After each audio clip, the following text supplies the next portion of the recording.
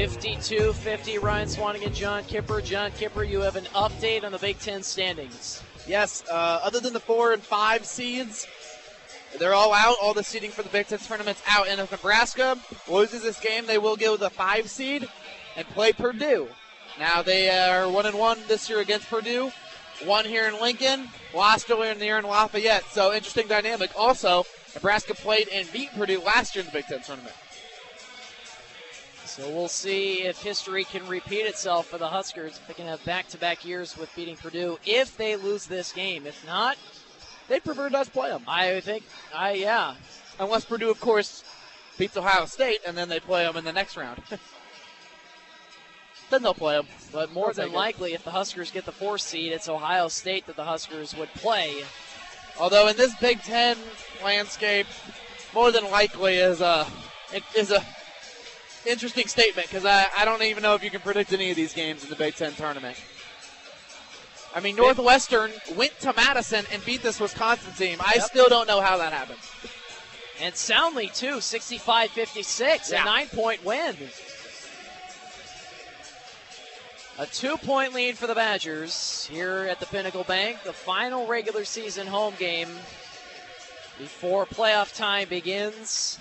Huskers have the ball. Shields, Parker, Smith, Gallegos, and Petaway for Nebraska. Walter Pitchford on the bench with 4 fouls. Frank Kaminsky with 3. He's not in the game. Petaway, Gallegos top of the key. Pulls up for 3. Good! And finally, the Huskers take the lead back. 53-52, Wisconsin trying to answer. Brust inside to Decker.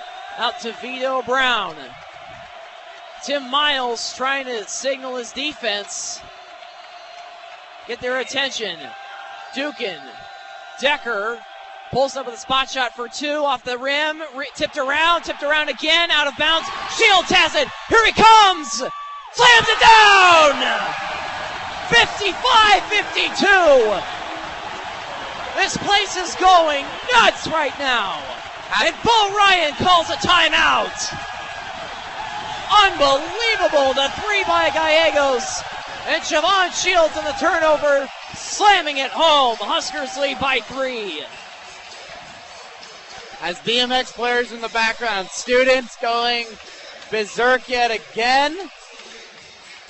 The lyrics, y'all gonna make me lose my mind. The students are losing their mind right now, Ryan. One thing we gotta focus on, Wisconsin has been able to respond every time Nebraska has gone on these momentum shifts. Every time the crowd's gone into it, Wisconsin's driven down, got a foul, drove down, made a 3-pointer, silenced the crowd yet again. A lot of times it's right after these timeouts. So can Nebraska hold them here and let this momentum continue? That'll be what we have to watch. We should also mention for the Big Ten tournament, Wisconsin seed as well. They are going to have that 2 seed regardless because they hold the tiebreaker over Michigan State. But now it's just a question of where will the Buckeyes and Huskers end up. 55-52, Nebraska in front, 7:03 to go.